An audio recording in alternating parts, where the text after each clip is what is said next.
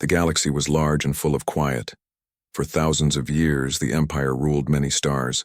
It controlled hundreds of planets. Most species gave in without a fight. They bowed, signed treaties, and became part of the Empire. No one had said no for a very long time. But then, the Empire found Earth. At first, they thought it was a mistake. The humans were not part of any known star map. They used strange languages and fought each other in the past.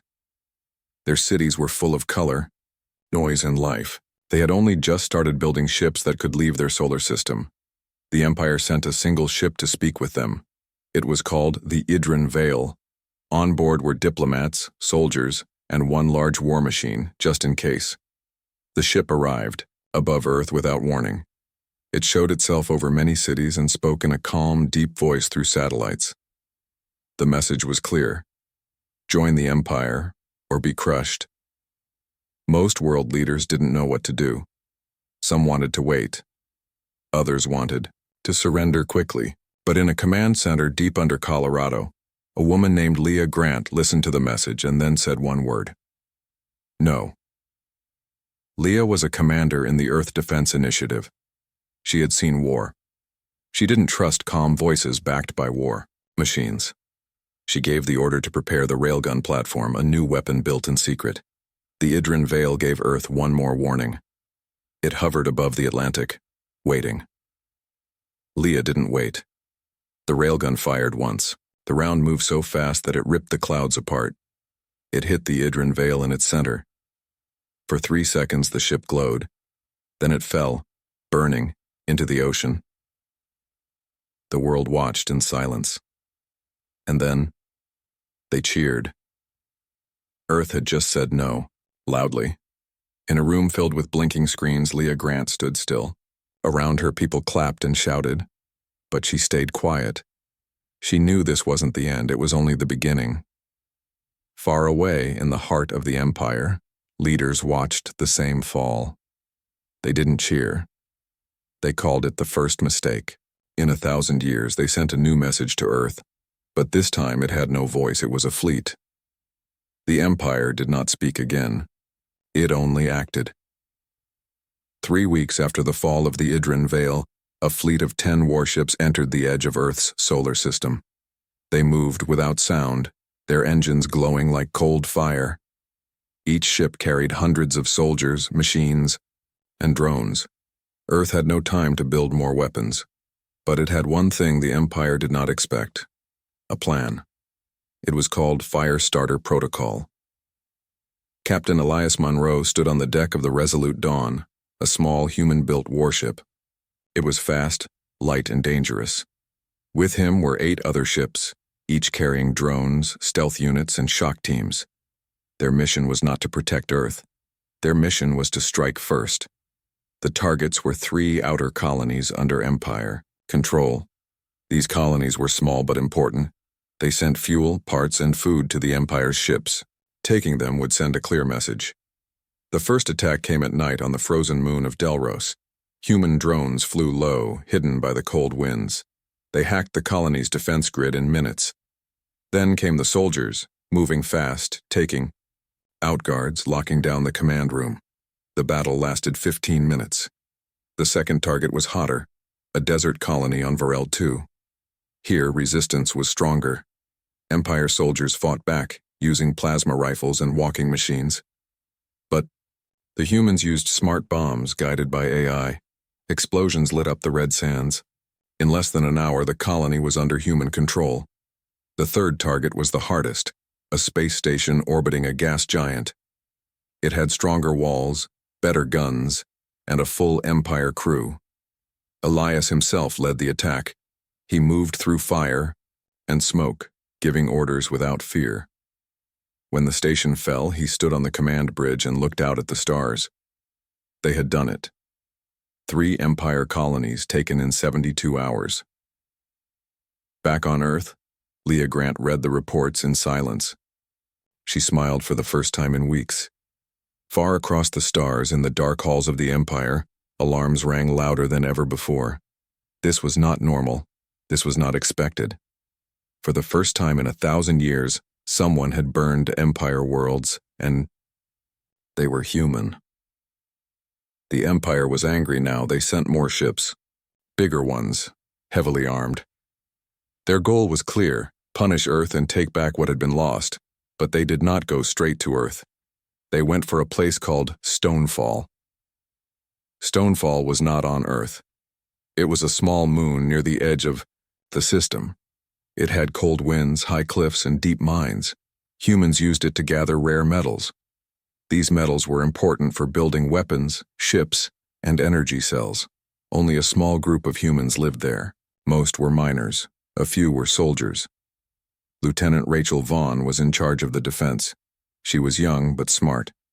When she heard the Empire ships were coming, she did not panic. She called every worker to the bunker and gave orders to set up defenses. They had little time. Her team placed mines near the cliffs. They activated the old mech walkers. These were large machines with thick armor and heavy guns. They were slow but strong. The Empire arrived with 3 ships. They sent down drop pods full of soldiers and spider-like drones. The ground shook as the fight began. Rachel moved fast. She was everywhere, shouting orders, firing her rifle, helping a wounded miner. Her voice kept her team focused. The Empire had more people, more machines, and better tech. But the humans had grit. One mech walker stood its ground on a narrow pass for 2 hours, firing until its guns melted. A group of miners used a rock hauler to block a tunnel. Others fought with mining tools when their weapons ran out. The sky turned dark with smoke. Snow mixed with ash. Still, the humans held. On the 3rd day, the Empire called for retreat. They could not take Stonefall. Their ships left, burning fuel as they rose into the sky. Rachel stood on top of a broken turret, her coat torn, her boots muddy. Around her were the tired faces of survivors. They had lost many people, but they had not lost the moon. Stonefall became a symbol. People on Earth watched the footage and felt proud. They saw miners fighting beside soldiers. They saw machines, built for work used to win a war. In the Empire, leaders watched too, and for the first time they felt something new. Fear. The war was growing. Earth had won small battles, but the Empire was still strong. Their ships outnumbered Earth's. Their machines were faster. Their armies were larger. If nothing changed, Earth would lose. Major Caleb Foster had a plan. He knew that humans needed help. Not just weapons or ships, and they needed knowledge. The Empire had ruled for a long time, and some of the species it had conquered still remembered how the Empire worked. One of them was the Kalari. The Kalari were tall, thin aliens with soft blue skin and sharp black eyes. Long ago, they had been free. Then the Empire came, took their world, and made them servants. Many Kalari hated the Empire, but they were afraid to rise up. Caleb went to a hidden Kalari world called Tellin 5. It was quiet there, full of forests and small cities. He brought no soldiers, only a small team, food supplies, and a message: "We stood up," Caleb said. "You can too." The Kalari leaders did not answer at first. They were tired of war. They had seen what the Empire did to rebels. One leader, an old Kalari named Sorik, said the humans were brave but foolish. Then something happened. During a small Empire raid near the village, a building was hit by a blast. Caleb ran into the fire to help. A Kalari child was trapped under metal. Caleb lifted it with his bare hands. He burned his arms but saved the child. After that, everything changed. The Kalari began to listen. They showed Caleb old maps of the Empire's supply routes. They gave him secret codes once used by Imperial ships.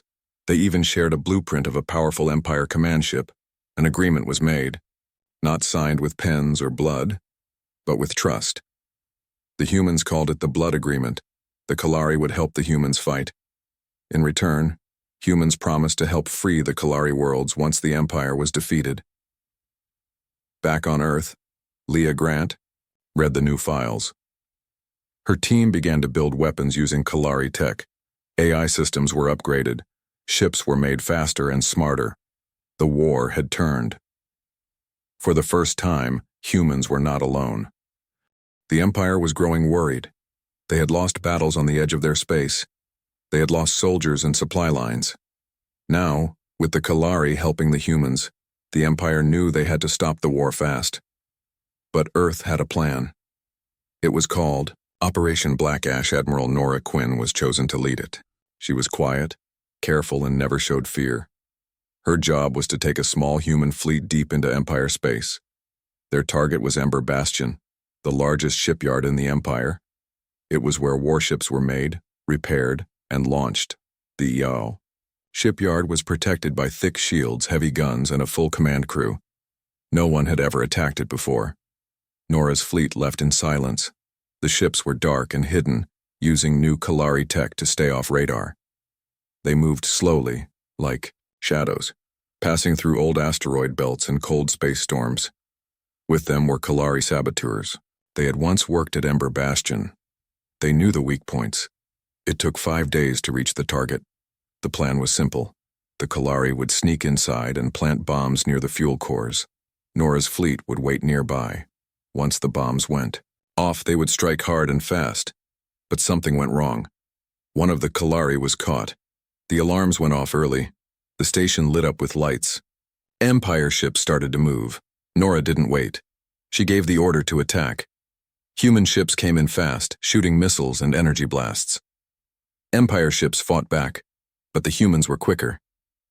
2 ships flew straight into the station's defense towers and exploded. They broke the shields. Then the bombs inside went off. The blast was huge. Fire spread across the shipyard. Fuel tanks burst. Docks tore apart. Ships under repair caught fire and spun into space. It looked like a sun being born. By the time the fight was over, almost half the shipyard was gone. 40% of the Empire's shipbuilding power was destroyed. Nora's fleet escaped into the dark. They had lost ships, but not the war. Back on Earth, people watched the fire in the sky on their screens. They cried, cheered, and raised their hands in the air. The Empire had been hurt, and the galaxy was watching. The Empire was angry. They had lost their shipyard. Their colonies were falling. Their power was being tested by a small world they once thought weak. Now they wanted revenge. They sent their largest fleet in over 100 years. More than 50 warships moved toward Earth. Each one carried heavy weapons, thousands of soldiers, and deadly machines. People on Earth watched the sky. Some were afraid, some were ready. No one was asleep. Commander Leah Grant stood in the main control room under the mountains. She looked at the map. Red lights showed the enemy fleet. Blue lights showed Earth's defenses. The numbers did not look good. But Leah didn't blink. She gave the order. Begin retaliation day. Across the world, missiles rose into the air. Drones launched from hidden bases. AI systems woke up and took control of gun towers. Civilians joined the fight. Farmers became guards. Students carried supplies. Everyone had a job. The Empire came, down fast. Their ships fired on cities, oceans, and forests. Buildings shook. The sea boiled in places. But Earth did not fall. In the sky above the Pacific, 3 Empire ships tried to land. They were met by Captain Elias Monroe and a squadron of stealth fighters. The battle lit up the clouds. One by one, the enemy ships fell into the ocean, burning as they sank. On the ground, Lieutenant Rachel Vaughn led her team through broken streets. They used rooftops and subways to move. She carried a rocket on her back and fire in her heart. When an Empire walker reached the city center, Rachel shot it in the legs. The machine fell like a tree. For every human that fell, another stepped forward. By the end of the day, the sky was black with smoke. Fires burned across the coast. Ships floated in ruins. But the Empire's fleet was gone. Not one ship remained. In the sky, Leah walked outside and looked up. She saw stars again. People gathered in the streets. They were hurt, tired, and covered in dust. But they were alive. They had fought the greatest power in the galaxy, and won. The message was clear. Earth still stood. The Empire had lost its fleet. Its shipyard was gone. Its colonies were falling one by one. And Earth was still standing. But the war was not over. Now, Earth and its allies were not just defending. They were moving forward. Admiral Nora Quinn stood in the war room on a Kalari station. The table showed maps of the Empire's space. Red dots marked enemy command centers. Blue dots marked rebel uprisings. Every day, the blue spread. Human ships flew side by side with Kalari fighters. They attacked supply routes and freed slave worlds. On each planet, the message was the same. Earth refused to kneel. So can you. The word spread like fire. On the planet Darsa, once full of fear, people took down Empire flags. On the cold mining world of Myrn, workers rose up and threw stones at their guards. On a desert moon, children painted human ships on walls and called them Sky Lions. Elias Monroe led a team into an old Empire command station. The doors were locked, but the Kalari helped break them open. Inside, Elias found empty rooms, old screens, and dust. The Empire had run. Back on Earth, Leah Grant stood before the leaders of the Human Kalari Alliance. Her voice was calm but strong. She said they must not become like the Empire. They must protect the free worlds, not rule them. They agreed. The war was not won in one day. But one by one, the stars began to change. The Empire still had power in some areas. But every time they struck, more people rose up. Every time they tried to scare the galaxy, someone shouted back.